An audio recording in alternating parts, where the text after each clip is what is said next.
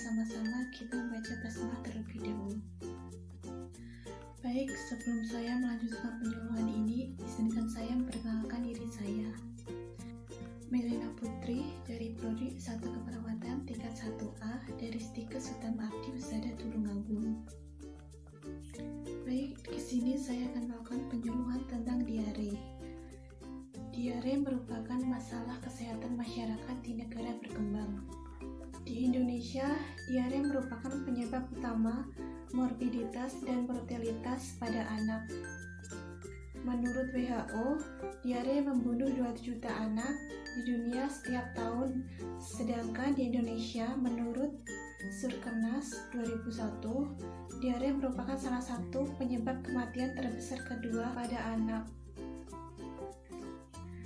Berdasarkan data-data di atas, tidak bisa dipungkiri bahwa diare masih menjadi permasalahan dalam masyarakat, khususnya keluarga di Indonesia, hingga terkadang diare dianggap hal yang sepele.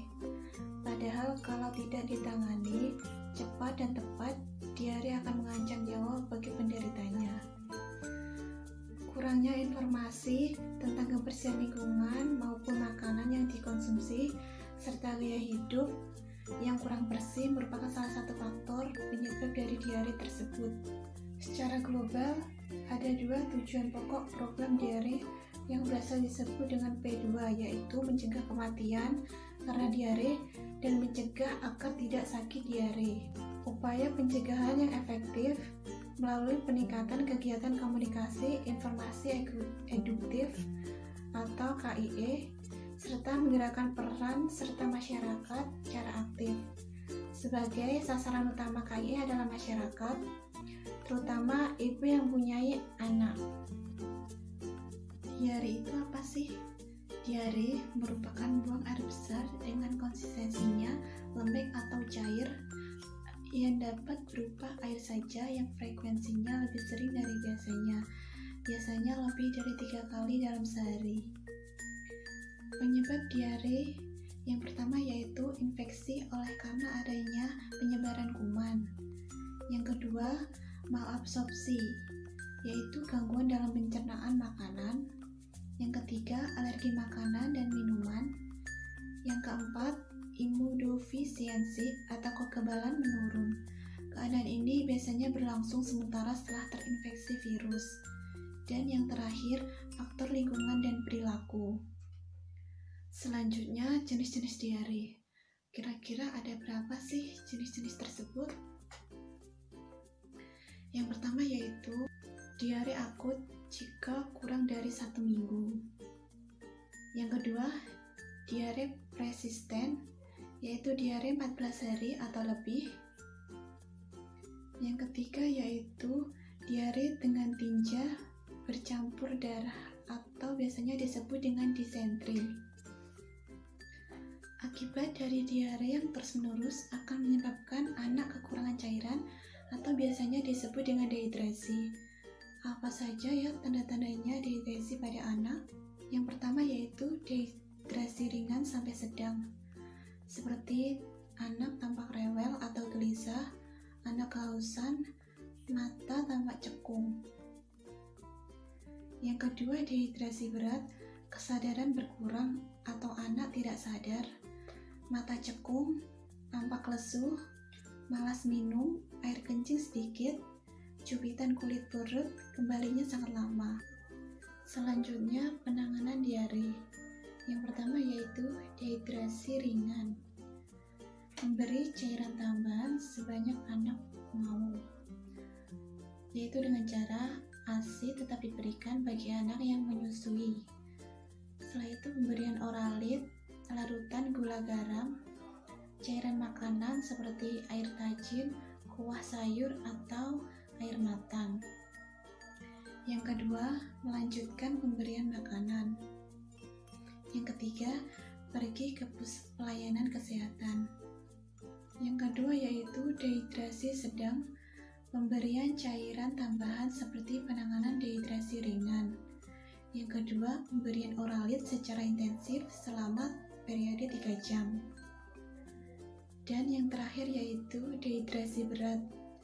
rujuk segera ke pusat pelayanan kesehatan untuk pengobatan. 4. Penanganan diare persisten dan disentri. Selanjutnya, lakukan rehidrasi bila terjadi dehidrasi. Pemakaian antibiotik sesuai anjuran dokter. Bagaimana cara mencegah penyakit diare pada anak?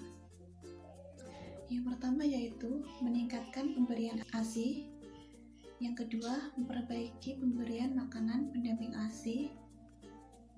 Yang ketiga, menggunakan air bersih yang cukup. Yang keempat, mencuci tangan dengan sabun. Yang kelima, membuang tinja dengan tepat. Dan yang terakhir, dengan imunisasi campak. Penanganan pada diare. Yang pertama yaitu mencegah terjadinya dehidrasi. Mencegah terjadinya dehidrasi dapat dilakukan mulai dari rumah dengan memberikan minuman lebih banyak cairan rumah tangga yang dianjurkan. Bila tidak mungkin, berikan air matang. Yang kedua yaitu mengobati dehidrasi.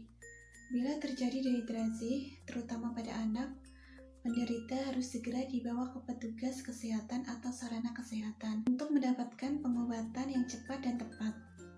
Yang ketiga yaitu memberi makanan.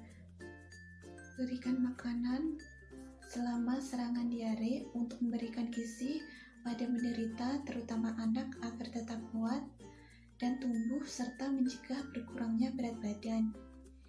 Anak yang masih minum ASI harus lebih sering diberi ASI.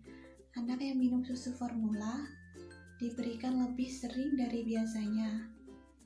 Anak usia 6 bulan atau lebih termasuk bayi yang telah mendapatkan makanan padat harus diberikan makanan yang mudah dicerna, sedikit-sedikit tetapi sering. Yang keempat yaitu mengobati masalah lain. Apabila diketemukan penderita diare disertai dengan penyakit lain, maka diberikan pengobatan sesuai indikasi dengan tetap mengutamakan dehidrasi. Tidak ada obat yang aman dan efektif untuk menghentikan diare. Selanjutnya yaitu cara pembuatan dan pemberian oralit atau larutan gula garam. Yang pertama, sediakan air matang 1 gelas atau 200 cc dan mencampurkan 1 bungkus oralit untuk ukuran air 200 cc. Kemudian diaduk sampai larut. Selanjutnya, memberikan sesendok teh tiap 1-2 menit untuk anak di bawah umur 2 tahun. Setelah itu, memberikan beberapa teguk dari gelas untuk anak yang lebih tua. Bila anak muntah, tunggu 10 menit. Kemudian memberikan cairan lebih lama, misalnya sesendok 2-3 menit. Bila diare berlanjut, setelah oralit habis, berikan cairan lain seperti yang dijelaskan. Berikan oralit sehabis BAB dengan jumlah sebagai berikut. Yang pertama yaitu umur kurang dari 1 tahun dengan jumlah oralit 50-100 ml. Yang kedua 1-4 tahun 100-200 ml. Yang ketiga lebih dari 5 tahun dengan jumlah 200-300 ml. Dan yang terakhir dewasa 300-400 ml. Alhamdulillah, penyuluhan saya sudah selesai. Semoga dengan adanya penyuluhan ini, khususnya ibu-ibu yang memiliki anak, bisa mengerti untuk menangani anaknya yang terkena penyakit diare. Baik, jika ada kesalahan dalam penyuluhan ini, saya mohon maaf. Terima kasih atas perhatiannya. Wassalamualaikum warahmatullahi wabarakatuh.